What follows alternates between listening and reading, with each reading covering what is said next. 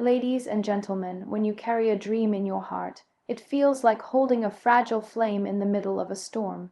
It flickers, it shakes, and sometimes it almost goes out. But the beauty lies not in how bright the flame is. It lies in how fiercely you protect it. Doubt is always the first storm your dream will meet. It will knock on your door in the quiet hours, whispering things that sound so convincing, so logical, so real. What if I'm not good enough? What if I fail? What if they laugh? Doubt never shouts, it whispers, quiet enough to crawl in and loud enough to paralyze. But the truth is, every person who ever dared to dream something meaningful has had to wrestle with those whispers. You see, doubt is not the enemy of your dream. It is the first gate you must walk through. It tests your sincerity. It asks you, do you really want this? It doesn't ask for talent or resources. It asks for your heart, your courage, your consistency. Many people never pass through that gate. They sit outside with their beautiful dreams locked away inside them, convincing themselves that maybe it wasn't meant for them, maybe it wasn't practical, maybe they should be more realistic. But dreams aren't born in realism. They are born in imagination, in soul, in a place that defies logic. And that's exactly why doubt shows up. Because your dream threatens the comfort of the known. When you start walking towards something extraordinary, expect doubt to greet you like an old friend. Sometimes it won't even come from you. It will come from the people you love, people who care about you, who want to protect you, but who don't understand your path. They'll ask you questions like, are you sure this is safe? Or what if it doesn't work? Or why not choose something easier? And because they say it with love in their voice, it feels convincing. It makes you question yourself. But what they don't realize is that their version of protection can become your cage, not out of malice, but out of fear. The fear of watching you fall. But falling isn't the enemy either. Falling is a part of rising. If your dream is strong enough to make you cry, to keep you awake at night, to make your heart race with both fear and excitement, it is strong enough to survive doubt. But only if you defend it, and defending your dream is not a loud declaration. It's the quiet work, the daily choices, the moments you decide to show up even when everything inside you wants to give up. It's writing one more page when the words feel ugly. It's standing in front of a mirror and saying, I can, when the world tells you you can't. It's choosing to believe in something that hasn't happened yet, not because you're foolish, but because you know the feeling of purpose is never a mistake. People will always have opinions. They'll tell you what's realistic, what's sensible, what has a better chance of success. But here's the truth. The moment you share your dream, you expose it to judgment. That's part of the process. It's vulnerable, it's scary, and yet you still must do it. Because your dream is not here to fit in, it's here to create something new. In doubt, doubt is just the echo of a world that hasn't seen your vision yet. I remember a time when I shared a dream of mine with someone I trusted deeply. I was excited, glowing even, painting pictures with words of what I wanted to do. But their response was a quiet laugh and a look of pity. That's not how the world works, they said. It's sweet, but you should be more realistic. I went home that night and cried, not because I believed them, but because I had let their voice plant a seed of not everyone is meant to understand your dream. And that truth, although painful, is one of the most liberating things you'll ever realize. We grow up seeking validation from parents, friends, teachers, society, because we've been taught that acceptance equals worth. So when we finally gather enough courage to speak our dream out loud, we naturally expect applause, encouragement, and maybe even admiration. But more often than not, the room stays silent, or worse, it fills with doubt, disbelief, and disguised discouragement. And in that moment, it's easy to think something's wrong with the dream, but nothing is wrong with the dream. It's just that it wasn't given to them. It was given to you. The truth is, your dream is custom made. It fits the shape of your soul. It carries the lessons of your past, the battles you've fought, the scars you've hidden, and the hopes you've nurtured in silence. No one else carries your story exactly the way you do. So how can they understand a dream that was never theirs to carry? Expecting people to see what only you've been shown is like asking them to read a book that hasn't been written yet. They can't see it because it's still unfolding. They can't believe in it because it hasn't yet become real, and that's not their fault. But it's also not your problem. Sometimes even the people who love you most will try to hold you back. Not because they want to hurt you, but because they don't want to see you hurt. They've seen people fail. They've seen dreams break hearts, and from their perspective, staying safe is the kindest thing they can recommend. But safety and greatness have never walked hand in hand. The comfort zone is where dreams go to die. So if you want to protect your dream, you have to be willing to disappoint a few people along the way. You have to be okay with being misunderstood. You have to be willing to walk alone for a while, because the path you've chosen isn't crowded. It's not popular. It's not even visible to most people. There will be moments when you'll feel isolated, when their voices will grow louder than your own, when their doubts will feel like facts. That's when you have to close your eyes and go back to the moment your dream was born. Remember what it felt like. Remember why it mattered. Remind yourself that their silence doesn't mean you're wrong. It just means they haven't seen what you've seen, and maybe they never will. That's okay. Because your dream doesn't need a crowd to begin, it just needs commitment. We often waste time trying to convince others to believe in us. We try to explain ourselves, to make them understand, to gather approval like it's oxygen. But in doing so, we exhaust the energy we should be pouring into the dream itself. You don't have to explain your dream to everyone. You don't need to justify your path to those who are not walking it. Sometimes, silence is the best protector of purpose. Let your work speak. Let your results explain what your words cannot. Let your journey be the proof, and then one day those same people who didn't understand will come to you and say, "I always knew you could do it." They'll celebrate your victories like they were part of the process. And in that moment you'll smile, not because of their words, but because you'll remember how far you've come without needing them. The silence, the doubt, the loneliness, it was all part of the story. The dream didn't grow because everyone believed in it. It grew because you did. It takes courage to walk through the valley of misunderstanding, to keep going when people question your choices, to protect your vision when others try to dim it. But that courage is what separates dreamers from doers. It's what turns possibility into legacy, and maybe, just maybe, your persistence will inspire someone else to follow their dream too. Maybe your journey becomes the permission someone else was waiting for. So let them misunderstand. Let them question, let them laugh, because at the end of the day, your dream isn't for them, it's for you. And if you can hold on to that truth, not even the loudest doubt can silence the quiet power that lives within you. We often underestimate the power of the people around us. We think we can carry dreams in isolation, that strength is measured by how long we can hold on when no one believes in us. But the truth is, we are human. We absorb the energy that surrounds us, the words spoken to us, the glances shared in silence, the subtle tones of encouragement or discouragement shape the rhythm of our heartbeat when chasing what matters. When you're building a dream, when you're nurturing something fragile and unseen, the voices around you either water that vision or poison it slowly. There are people who will look at your ambition and feel threatened, not because you're wrong, but because your courage reminds them of the risks they didn't take. You become a mirror, not of who they are, but of what they didn't become. And instead of saying that, instead of confronting their own abandoned dreams, they'll try to convince you that yours isn't worth it either. They'll say things like, "It's too hard," or "No one makes it in that field," or "You're not really the type." And if you're not careful, those words don't just bounce off. They dig into your skin, find a place in your mind, and replay like background noise whenever you take a step forward. But then there are the rare few, the ones who listen when you talk about your dream with trembling hands. The ones who don't laugh, who don't interrupt with logic, who don't offer a backup plan right away. They sit with you, they ask, "How can I help?"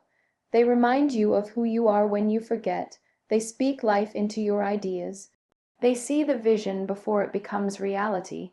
These people, they are oxygen. They are the fuel that keeps your fire alive when the winds of doubt come rushing in. They're the ones who remind you that it's okay to fall as long as you stand again. And when the world says you can't, they're the ones standing beside you whispering, "But what if you can?" So many people stay stuck not because they aren't talented or capable, but because they're surrounded by voices that drown their own. They shrink themselves to fit into conversations that don't honor who they're becoming. They apologize for dreaming big, for wanting more, for stepping into their light. But the people meant for you won't make you feel small for dreaming. They won't mock your process, or compete with your progress, or dismiss your passion.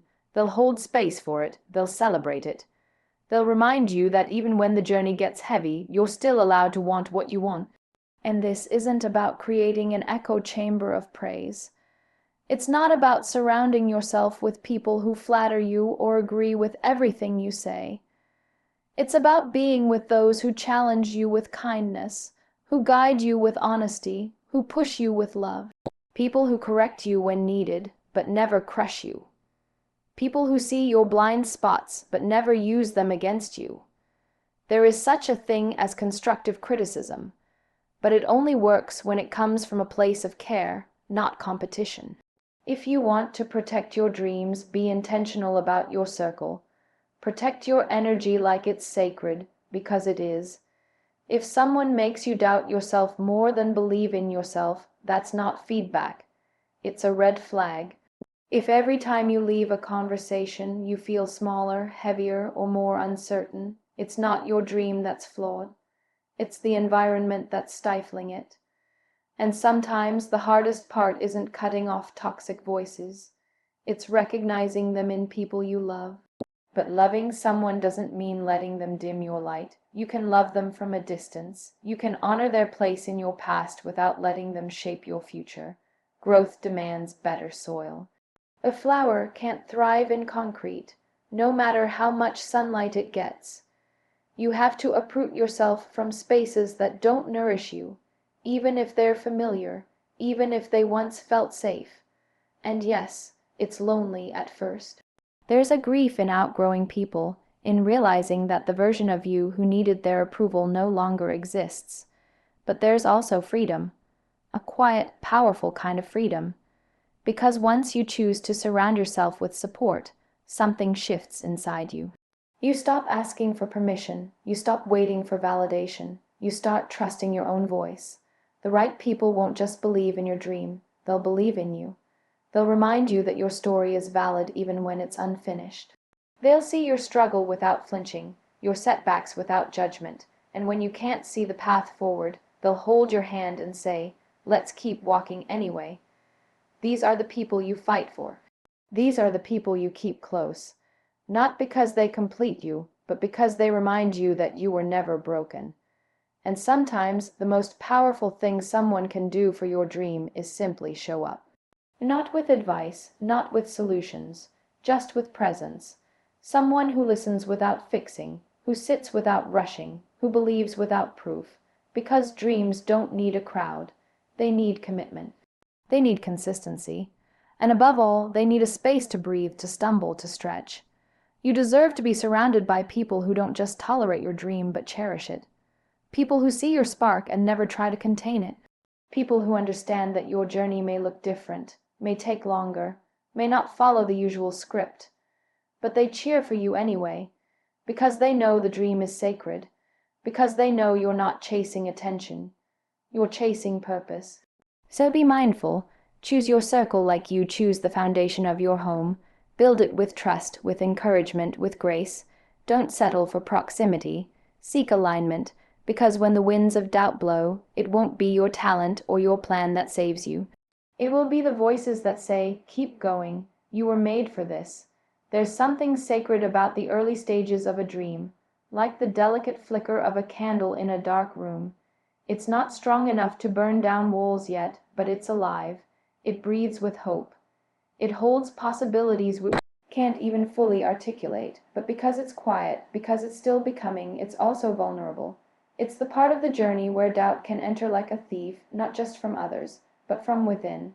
That's why in those early moments, before a dream has taken its first real step, it's often best to hold it in silence, not secrecy out of shame, but silence out of reverence. So many of us make the mistake of announcing our dreams too early, of putting them on display before they've rooted themselves deeply within us. We think sharing them will bring support, applause, validation. And sometimes, yes, it does. But more often, it opens the door for judgment, unsolicited opinions, and quiet discouragement disguised as realism.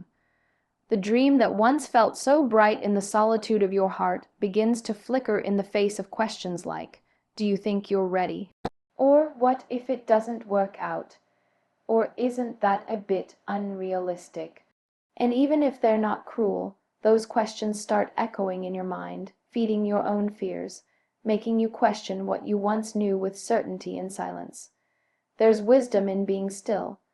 There's power in nurturing something quietly before the world gets to see it. Because silence is not inaction, it's incubation. It's that sacred space where your dream can breathe, grow, and stretch without being poked and prodded by doubt. Just like a seed planted underground, your dream needs protection from the elements before it's strong enough to face the sun. You don't dig up a seed every day to show someone how it's growing. You water it, you care for it, and you trust the process. You know that in time it will rise on its own. When you protect your dream in silence, you give it a chance to become your own truth before others get a say. You build conviction. You shape your why. You prepare your soul for the hard days that will inevitably come, because chasing a dream isn't a straight path. It's not a highlight reel. It's filled with detours, setbacks, and the kind of quiet perseverance that no one claps for. And if you've built your dream only on the applause of others, silence of their absence will destroy you. But if you've built it in private with grit and grace and sacred intention, no storm can shake you. This doesn't mean you never share. It doesn't mean you walk alone forever. It means you choose wisely. You speak to people who can hold your dream with care, not crush it with comparison. You open up to those who listen to understand, not to judge. You protect the dream until it is no longer a fragile whisper in your heart, but a roar that cannot be silenced. And when that moment comes, when the roots are deep and the stem is strong, let the world see what was once hidden. Let them witness the beauty of something nurtured in quiet belief. Some people won't understand your silence. They'll mistake it for hesitation or fear. But silence is often the loudest expression of faith. It's saying, "I don't need to prove this yet. I just need to honor it." And in that honoring, you teach yourself to trust your intuition. You remind yourself that this dream is not for show, it's for purpose. It's not about being seen, it's about being fulfilled. It's also important to remember that not everyone will cheer for you, and that's okay. Not everyone was meant to see the vision. It was given to you, not to your family, not to your peers, not to strangers on social media. You were chosen to carry it, you were chosen to shape it, and sometimes carrying that kind of calling requires solitude. It demands that you spend more time building than broadcasting, more time creating than convincing, because real dreams are not about convincing people that you're capable. They're about becoming someone who no longer needs to. There is a difference between noise and momentum. A lot of people are loud about things they haven't lived. They make announcements before action. They speak their intentions like declarations, hoping the volume will drown out the uncertainty inside. But what builds true confidence is not how loudly you talk about your plans. It's how consistently you walk toward them even when no one is watching.